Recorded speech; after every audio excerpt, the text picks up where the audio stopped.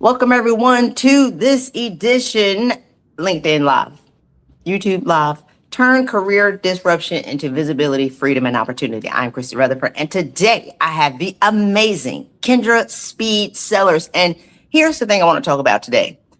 We are living in times of tremendous disruption, but also tremendous opportunity. And how you experience these times is going to be determined by several things. And I've coined a crisis-proof leader. A crisis-proof leader is someone who's done the work on themselves, and you have a clear vision of your future, and you're operating in the present so you can be able to magnify and maximize these times to your benefit. And it's one thing for me to say it all the time. It's another thing for me to bring my clients on to talk about it. So welcome, Kendra. How are you today?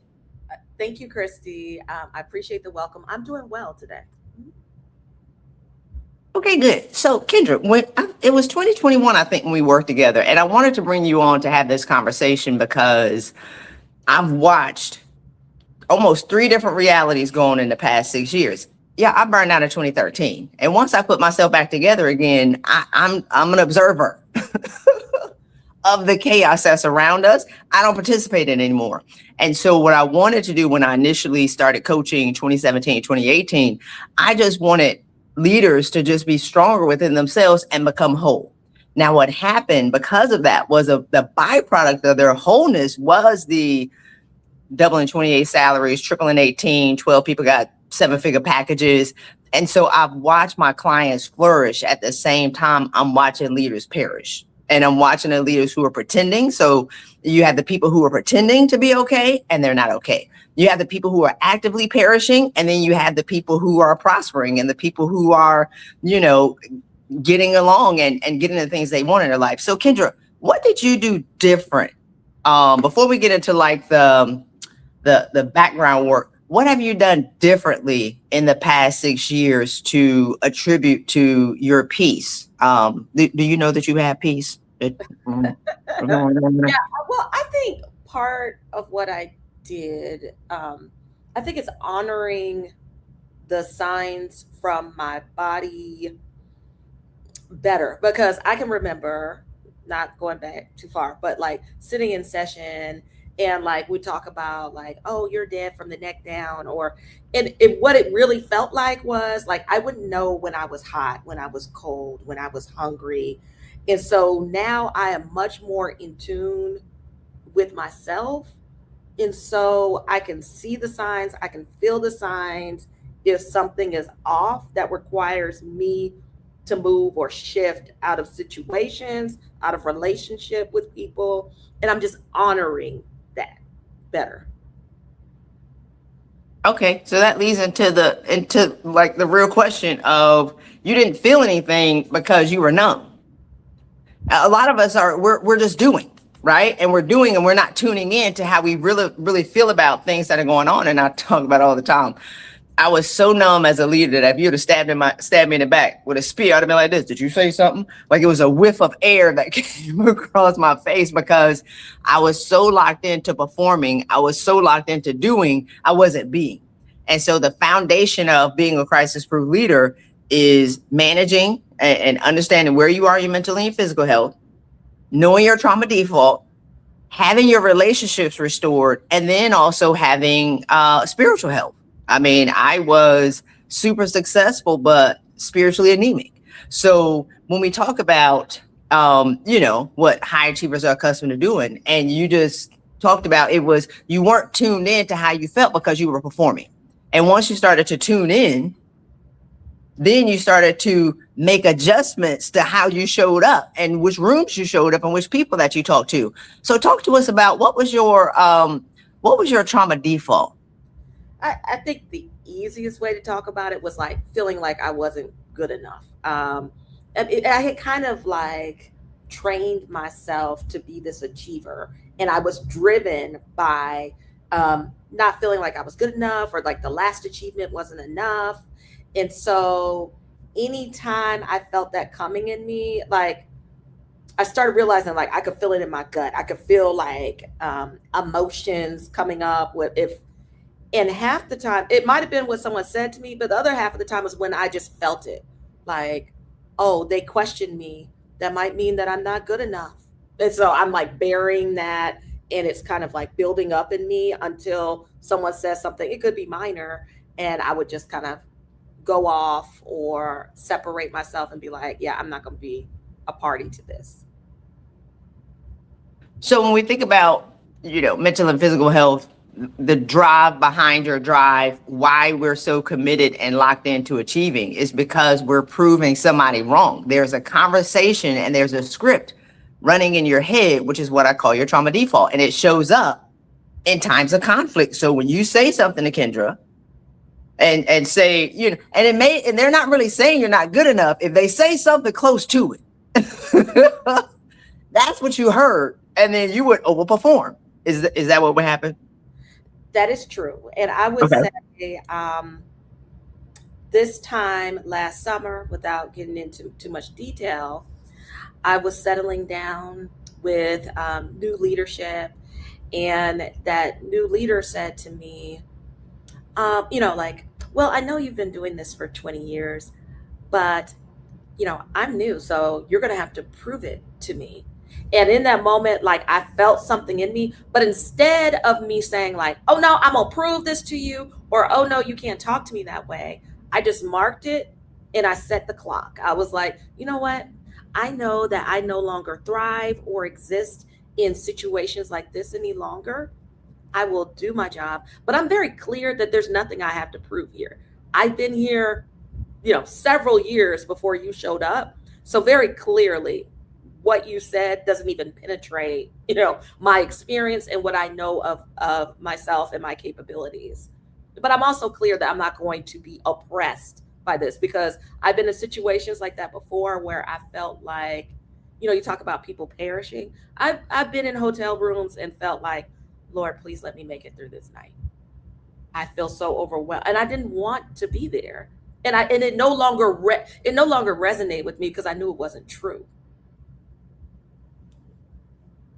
How would you have managed that situation? I don't know if you can remember your old self. I'd be looking at pictures of, even like 2022, 2023. I'd be like, I can't remember that version of myself. We just become people different. How would you have managed that scenario, or what would have happened if you were the previous version of yourself before you did the work? One of several things. I think the first thing I would have done, I would have buried it down, because usually when I get to the point of lashing out, it's just because it's built up. It's not necessarily right there in the moment. So I probably would have buried it down, and I would have ruminated over it, like stayed up at night trying to figure out how I work out this situation. Another thing that I found is, and this is a more recent finding, is I probably would have gone and come up with a new process, because what I find is like those new processes are my way of being able to deal with it. Like, oh, I'm gonna come up with a new process, and I will, I'm gonna prove to you that I am good enough. Versus in the moment, I was just like, you know what, I'm gonna continue doing what I'm doing. I'm gonna continue to show up for people around me. I'm not going to allow this to take me off of the path of my understanding of who I am and the value that I bring, the value I have brought in this situation, as well as, how I will finish. I will finish strong, but I'm not going to kill myself in doing it. Yeah, you would have overproven, and you would have been overwhelmed, and you would have, you would have proven them wrong. We love to prove people wrong. You be like, okay, stay right there. Don't go nowhere. Stay right there. I want to prove you wrong. So let's talk about the mental and the physical health. I was supposed to have a graphic, maybe in the replay, I'll have a graphic, but I had time to set that up, Chad. Because I'm talking about getting the foundation in order, as I talked about mental and physical health, spiritual health, trauma default, and then your relationships. So what have been your rituals and your practices? Because self-care has to become a lifestyle. To be sane in the present moment, to be able to take care of yourself and be sane enough to be able to manage when somebody don't put respect with a K on your name, right? Like, you have to be able to have in that present moment is the executive presence to be able to withstand pettiness, or to be able to make certain moves and have influence like you have in the market, which we'll talk about. But what are some of your they're probably normal now. What's your ritual like in your habits of self-care? Yeah. So, I mean, one, spirituality is very important. So it became like, what did it look like to be in constant relationship with God? So, of course, there's like the prayer, the study, but it was also in my work day. I was in back to back Zooms or Teams meetings. And so it would be being in constant prayer, bringing breath into what I was doing. Like, okay, I felt like I was getting a lot of energy, like through the screen from whoever would show up on the screen. I'd be taking on whatever they had. And for me, it was, okay, I'm going to stop. I'm going to breathe. I'm going to breathe through moments. And the other part was being in community with other people. One thing that I've come to realize as I've had more space and time to reflect is, from my youngest point, I loved being in community with others. I loved engaging with others. But in the time when I was unhealed, I had learned that like I kept my life very segmented. I, very much showed up in a curated manner so people would believe what I wanted them to believe about me. And what I've rediscovered, what I've embraced is the power of showing up authentically, the power of being vulnerable and leveraging that vulnerability to be in deeper community with people. Like, I don't know if this is a relevant example, but I think about there's a sorority sister who I'm working with on a specific initiative in my community. And, we're doing the work of the mission of what we're trying to get done. And I was like, I would really love to spend time with you. And she's like, I'm busy. I'm doing all this stuff. And a normal, like old school Kendra would have been like, oh, she doesn't really want to grow in relationship with me. Like, let me shut down. But instead, she had mentioned to me that she likes to work out. So I was like, oh, text me next time you go work out. And I'm gonna show up in the space with you. One, it's probably good that I be in there working out with her. So, this week, sure enough, she followed up on it and sent me the text. Let me be clear. There was a moment where I was like, am I going to do this or not? And I just leaned in and said, this is an opportunity for me to share a space with this individual to better get to know them. Whereas before I would have just been like, yeah, I'm not doing that. Like, nice idea. But showing up in that space, we were able to get closer through and use our time in a way that was productive. And begin to build experiences and relationship with each other. So I think that being in community, demonstrating what vulnerability can look like has really helped me. And I think it's also helping me help others. Yeah. You said something about, we segment our lives and, we used to have a work self and we had a home self. And I talked to a woman a couple of years ago and she was like, yeah, I'm burning out at work, but I'm good at home. I was like this, man, ma'am, you are one person. Like when you get to work, you're in performance mode, right? And you're like in pretend mode that everything's okay, but you probably raggedy at work and you raggedy at home too. And she had to think about it. I mean, here's the thing. I have to be direct with high achievers because we really don't know. And nobody's going to tell us and live to tell the story. And I had to burn out and explode into 1,000 pieces and then wonder why nobody told me. And it's like, well, did anybody tell me? So I'm very direct with people. Be like, no, you raggedy at work and you raggedy at home. And she had to think about it. She's like, you know what? Girl, I'm so tired. I was like this. Yes, I know.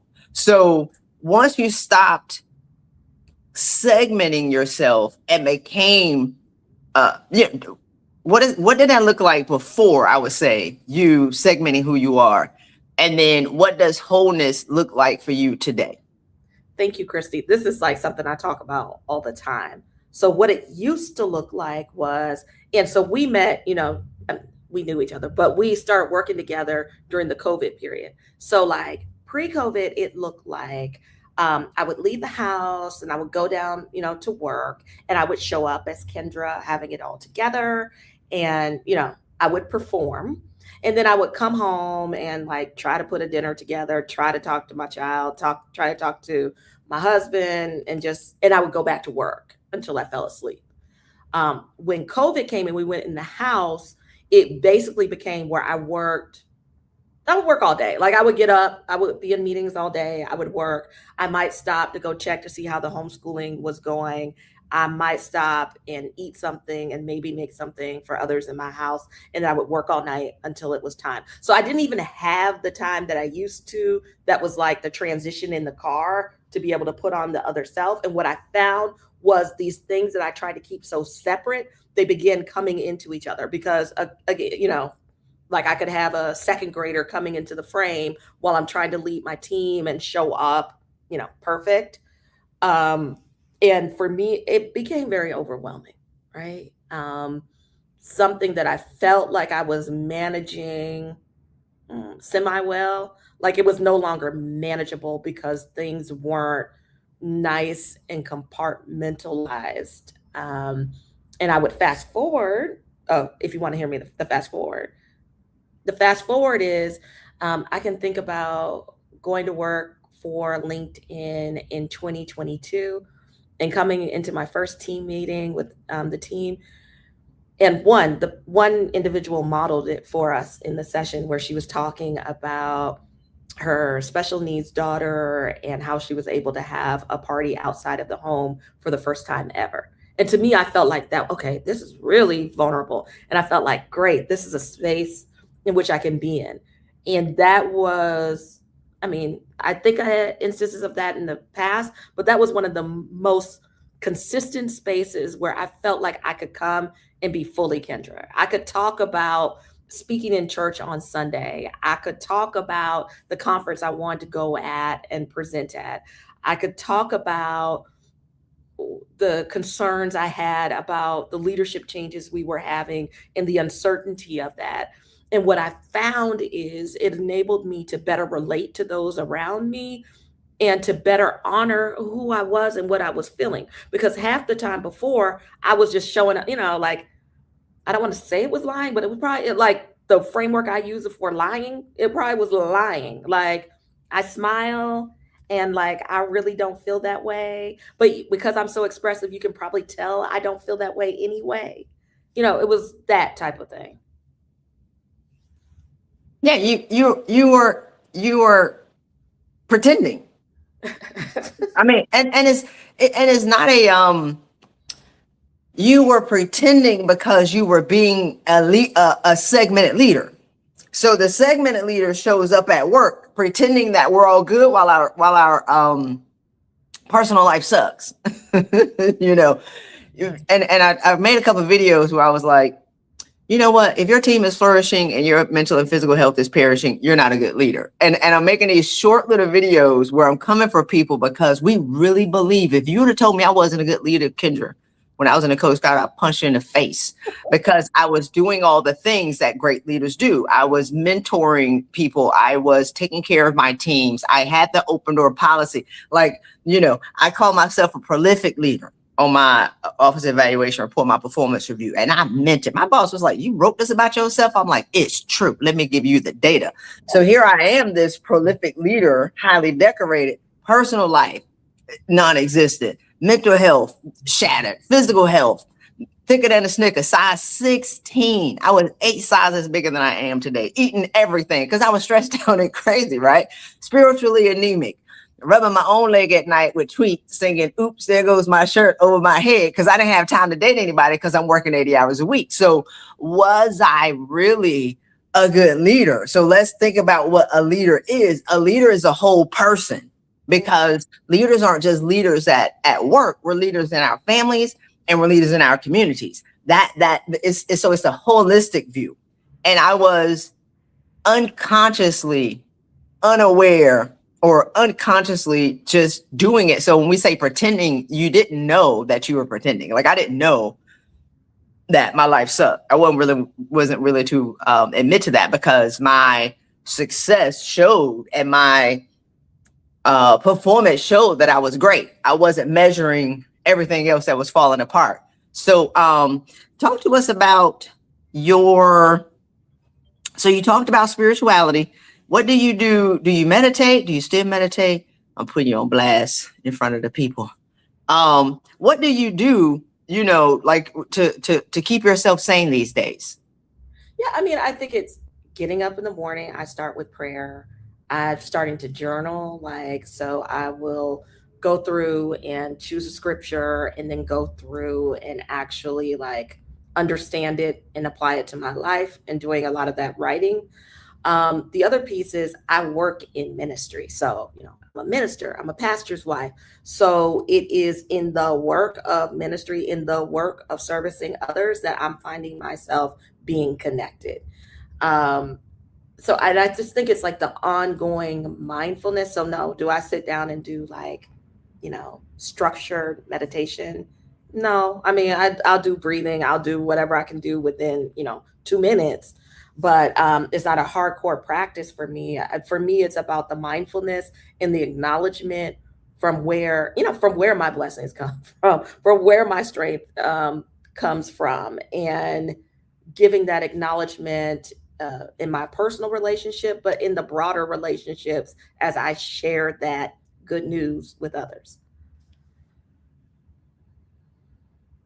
I was talking to my mentor, David Immunity, the other day, and I was like, what does meditation mean to you? And because, he's knocking down millions of dollars a month. I'd be like, I need to know your definition, because me, I'm always trying to get the code. He said, he said meditation to him is murmuring. I need the silence, right? Because I'm all over the place. But he says murmuring, and it's just what you talked about, the mindfulness and the connecting. That's his definition of meditation. What advice do you have for women who are, or just I would say leaders in general, because men and women are stressed out and falling apart, that are overwhelmed and don't think that that peace is possible for them? What advice do you have for them?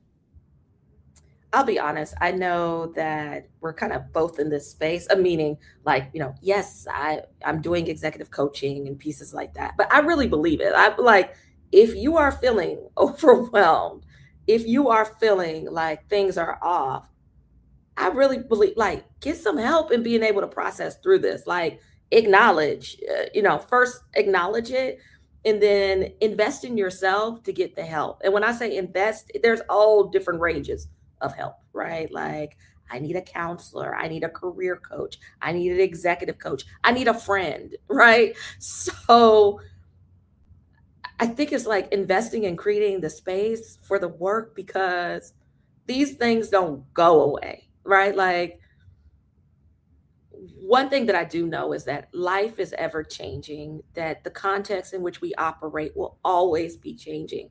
There will always be things that will threaten our peace or threaten to overwhelm us, and we need a toolkit to actually ensure that we have the tools at our disposal and we know how to use them when crisis comes. So that would require like doing the work. The longer you put off doing the work is the more time that you'll spend in like disarray. So I really believe in the investment, and I'm not saying that from like a space of and invest in me. Like, no, I fully believe, like, if you feeling like you're a little off or like your life is a little crazy, invest and get some help.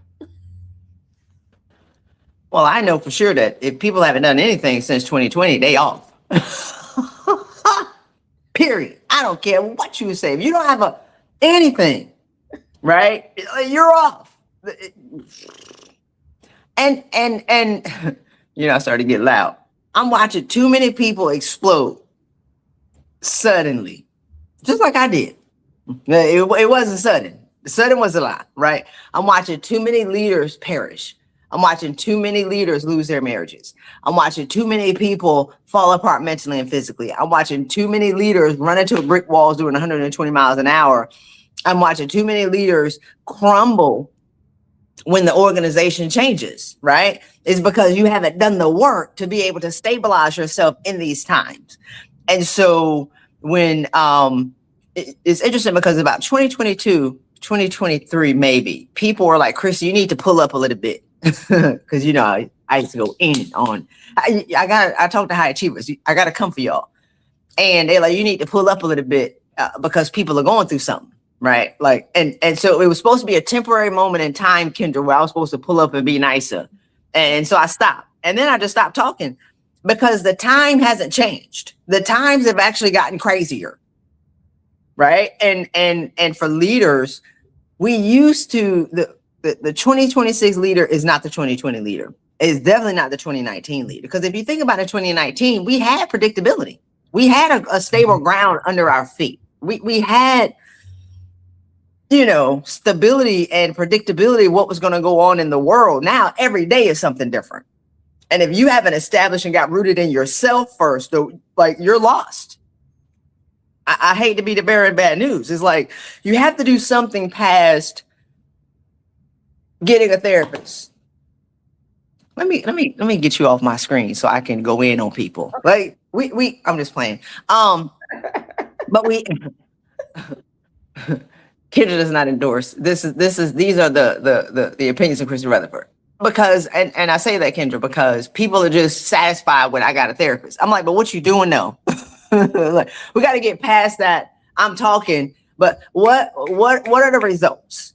Like, what's been the concrete change besides talking about your problems? Anyway, let me get off that. I'm gonna pull up and get nice. I hear you. Like, we have to exercise it. And the leadership environment is definitely different. And this is probably something that I need to process through. Like, I'll probably write about this later.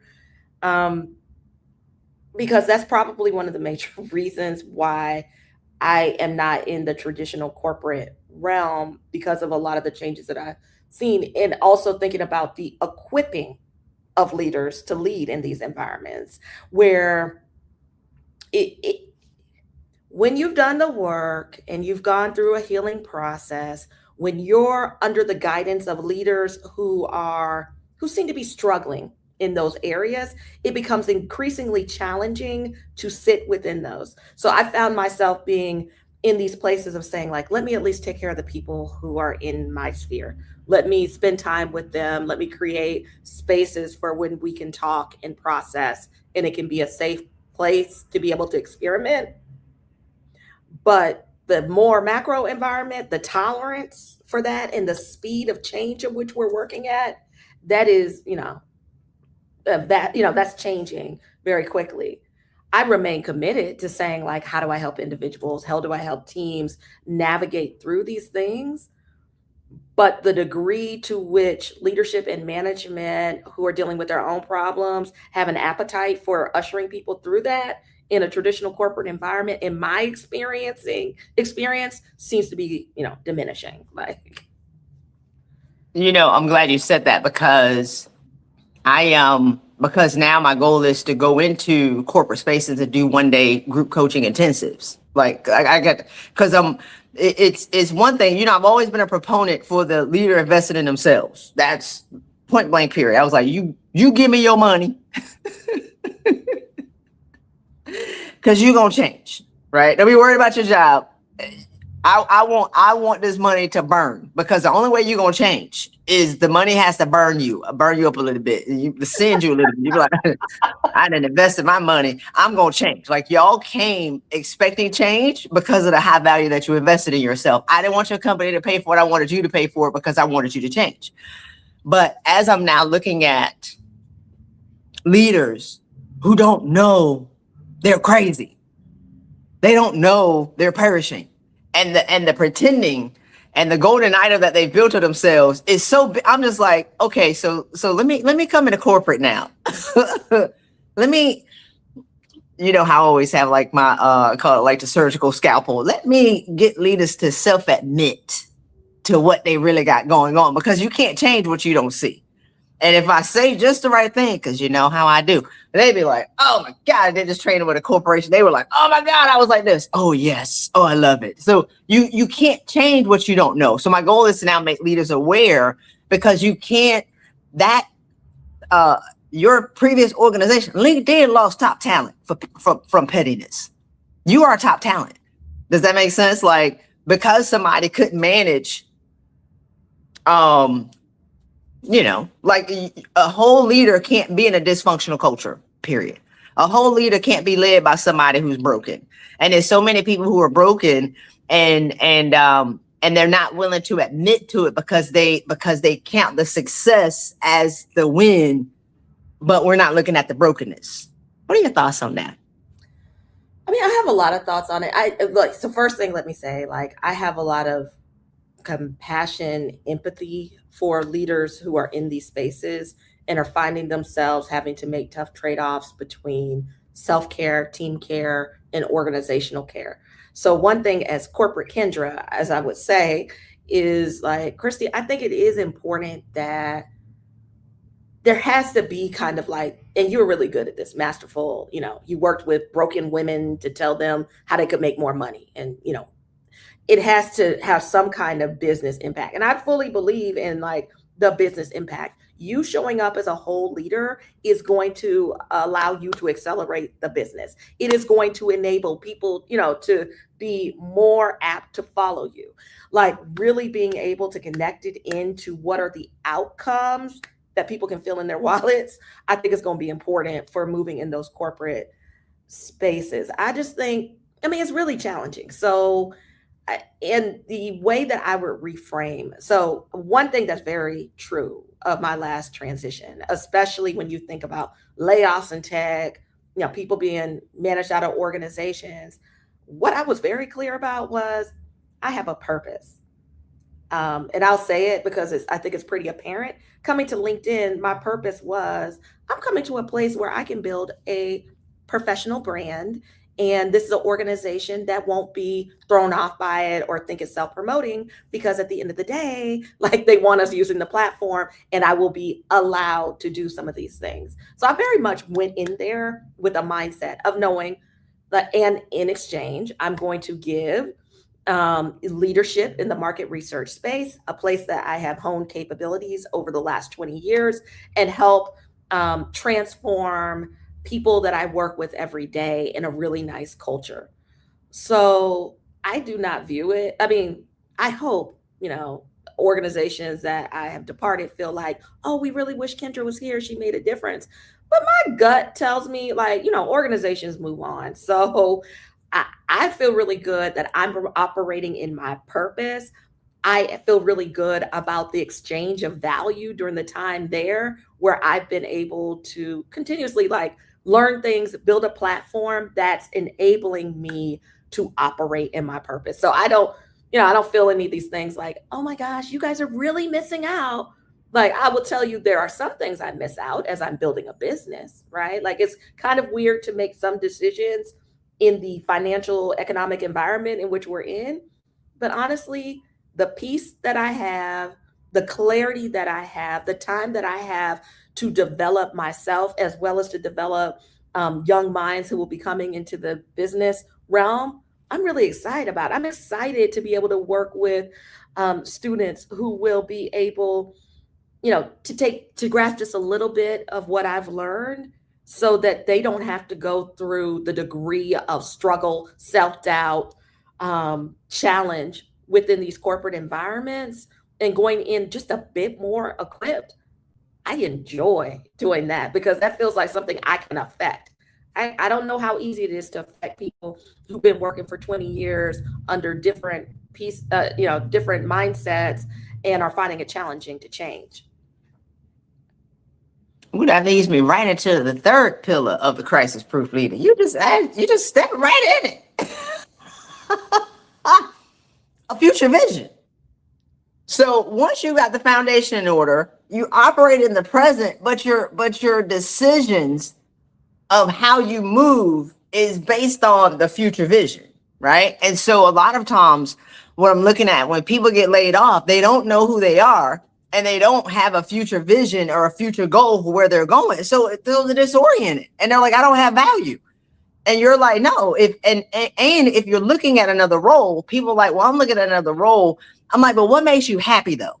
Right. And once you have your future vision for where you're going and you're here, every role that you take, whether you step out and even when you step out and start your own business, it leads you up to what your vision looks like. So everything that you do, once you left your last role and you went to LinkedIn, that kept you in this alignment. It wasn't like over here. It wasn't like a scatterbrain decision. It was like, yeah, that's going to get me what I need because I'm going here.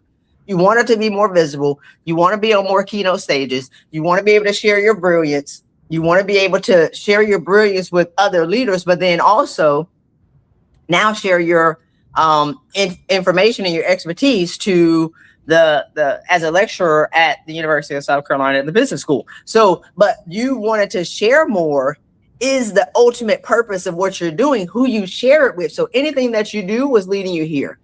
And that's the I don't want to say it's a cheat code. That's the code, y'all, for understanding what role you should take next. Is what is your future vision and where are you going? Everything that Kendra does and who she talks to and the associations and the people that she meets, they have to be connected to this, because either you're on the way to where I'm going or you're in the way. I'm certain that sorority sister that you went to work out with is going to get you towards this, and it's not that, and maybe that's just me. Like, if I'm talking to you, it's because you have something that I need to get me here, period. You got, if we come in relationship, you got something I really need. that's going to get me towards this vision. Now we're going to exchange our inherent gifts. So it's not a one-sided thing, right? It's like, I have tremendous value to be able to offer the world. You have tremendous value to be able to offer the world. But if we're going to come into where we're going to invest our very precious time together, that means we're going to co-create a reality together. Either we're going to do something together, or I'm going to serve my gift to you, but you got to have something I want, period. You might not be like that, but what are your thoughts on that? Yeah, I mean, I think I'm glad you came around to the exchange. I am about like this exchange. The other thing I will say is the vision part, meaning from my earliest recollection, I'm a envisioning leader. Like, I'm always thinking about like what's next. So at 18 years old, I knew I wanted to be a strategist. So one modification or add-on I would give to what Christy said is like, yes, it's about the vision and the collection toward the vision, but I'll be very honest. What I thought a strategist did at 18 years old and what I thought I was doing, and the discord I had when I wasn't getting the opportunities to show up as the strategist that I knew I was like, it was the clarity building. So I would lean into things that I thought were in those spaces that would get me these type of experiences. So now I sit here, 20 plus years later, and I can look back and look at those experiences and say, okay, in collection, they have brought me to where I am today, so that I can actually say like, yes, I'm a strategist. Yes, I can come in and help transform organizations, transform leaders from all of those experiences. But along the way, let's be clear, there were times where I felt like, am I there? Am I not? And I'm sure there were times until it really started to click that like, maybe I was off here, and it was like, maybe that wasn't the best decision. But it is like this collection of experiences. It is about the networks that we're able to cultivate. So, I mean, I don't know that I look at it as sharply as this, or maybe when I think about the exchange of value, I see value in lots of different ways in my life. So there are people that I'm in community with, not really knowing that they're ever going to be able to pay me for my services. But what I do know is they're providing me opportunities to share and to learn and to explore things about myself as I'm cultivating myself and girding myself for the levels of which I will ascend. So there's all of this network as I think about the relationships. But like, to be clear, I don't have time for nonsense. I don't have time for things that are not in alignment. And I'm like pretty clear on that. And I think I used to feel guilty about stuff like that. Like, oh no, like I have to do this because you asked me to do it, or like this is what I'm called to do. But I mean, like, no, I mean, when you look out in the world, people do what they want to do. They associate with who they want to associate with. And I think it's fine to have agency in that and clarity in that, because we don't have time to be wasting away doing things that are not toward purpose-driven activities. And I talk about my purpose. Yes, it's about being on stages and, sharing with people and coaching people. but it is to the extent of how do we harness our past experiences toward future successes. I don't want people feeling like I felt, where I just felt like, oh my gosh, there's all these things that I need to hide about myself or things that I need to be ashamed of, versus knowing that, no, Kendra, those are things that make you who you are. Those are the things that really help to define you as a leader. Those are things you can embrace and think about how you harness those toward getting to the next level. And I want other people to be able to find inspiration in that, and also to see places of where they can explore for their own personal lives. Well, I was definitely excited when you launched your coaching business. I don't know what you called it though. I was like, great. Cause I trust my fruit. By her fruits ye shall know them. So when people ask me for referrals, I ain't gonna say I only refer, but it depends. If we talking about like work, like executive coaching, I'm only gonna refer people who are my clients because I trust y'all, right? So talk to us about your work and and your business. I didn't get it before we got on the call because I was trying to eat my oatmeal. I would have put the link in there. But what's your so talk to us about your work and what you're doing out here in these streets. So I'm doing a lot, and I'll try to say it very succinctly. So, of course, I am full-time lecturer at University of South Carolina and loving it.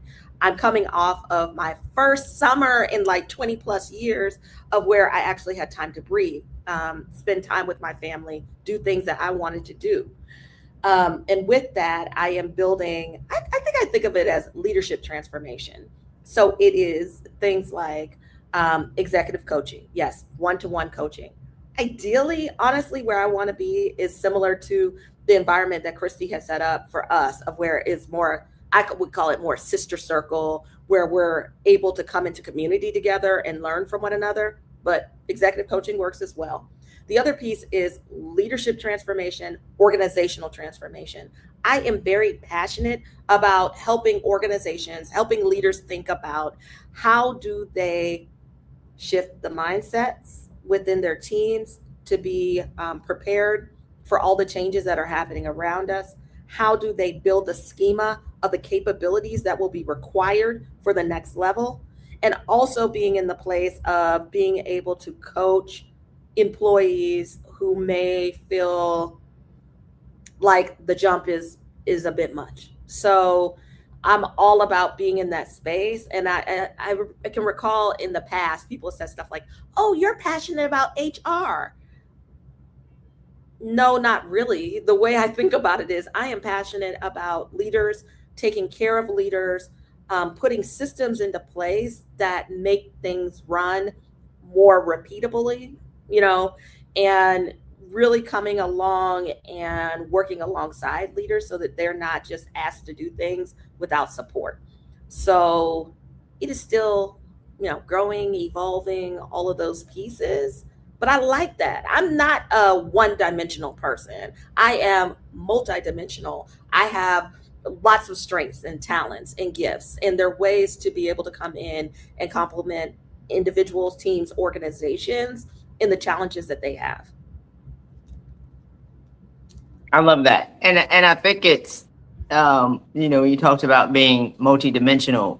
I just get so frustrated when people always like to shove a person in a box just so they can understand. You'd be like, no, it's not HR.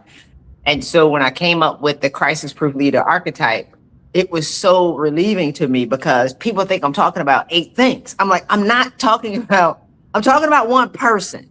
Like the leader who we are, the great leader we want to be, the leader that we pretending to be, and the lie that we tell it to ourselves, and the leader who shows up at work, the leader who's the personal self, the leader who is spiritually anemic, the leader who is, thicker than a snicker and don't want to be, the leader who's not eating right, the leader who's cracking up mentally and can't tell anybody, the leader who's failing in their marriage, right, is one person.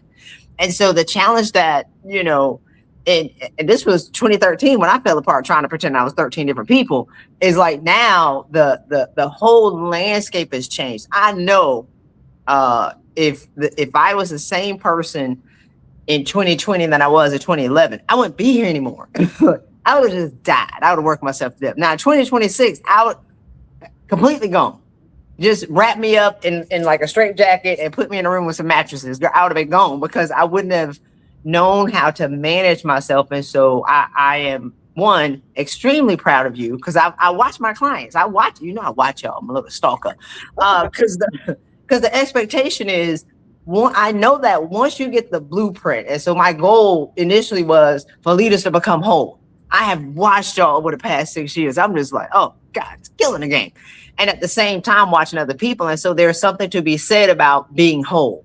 And the business case for a whole leader, it doesn't sound good, but I have people whose teams didn't lead. Like, we're losing top talent because leaders aren't whole. Well, a whole leader can keep a team together. A whole leader doesn't go out on FMLA, right? A whole leader doesn't, snap at vendors or do whatever. A whole leader can work harmoniously together. And the whole leader, Kendra, at some part carries the team of the other broken leaders. It's the one person that people can depend on, which becomes heavy after a while. You'd be like, I ain't gonna be that person. But you're the person who can set the tone and set a better tone and up level the behavior of the leadership team, because we just need one sane person in the room. Those are my clients who are just sitting in the room being a sane leader, and everybody rises to meet that. So I'm proud of you. I like it that you prove me right all the time. It brings me great joy. And if y'all are looking for a phenomenal executive coach or someone to provide leadership and organizational transformation, get with Kendra. And if you want to talk about being a crisis-proof leader, you can join me at my upcoming event at crisisproofleader.com. I'm excited about it because I've been talking about it for 10 years. I don't change what I say. My story has never changed. And I know y'all have watched me do like 8 things. Y'all be like, Christy really just talking about one thing. Y'all ain't listening. So do you have any last words for leaders who are, they just trying to pretend through these times? I wouldn't say that they are going through it, because a lot of high achievers aren't willing to admit that they're going through it until they run into a wall. I just be like, y'all just stop lying. Let's just get whole. What advice do you have for people who are struggling? I would say, just acknowledge it. I think there's power in the acknowledgement. I think the other place is partner, get some help. And help might be sharing it with a colleague, a peer, just to be able to get in community and know that you're not alone. No, you're not alone, right? No, you're not going crazy. Know that there's another way to lead. We do not need to follow the bad examples of which we might be surrounded by. We do have the ability to show up as a change agent. And I would say, and be smart about how you capture value for that. Because as Christy was talking about how you can up level, the whole standard of the team, it's important that you're capturing value for that, and that the organization understands how that is coming to be. Because what I will find is other leaders are very happy to claim the fruits of the impact that you might be able to have in training their teams.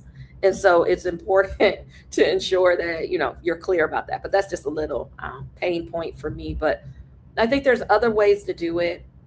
Have confidence. Just try little experiments, right? And, start small with the experimentation, see how it plays out, and gain confidence in doing that. I fundamentally believe that there is payoff.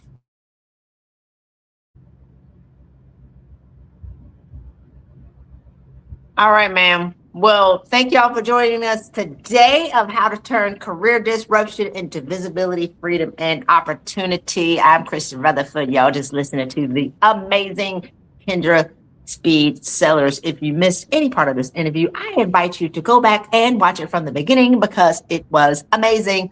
Bye, y'all. Thank you.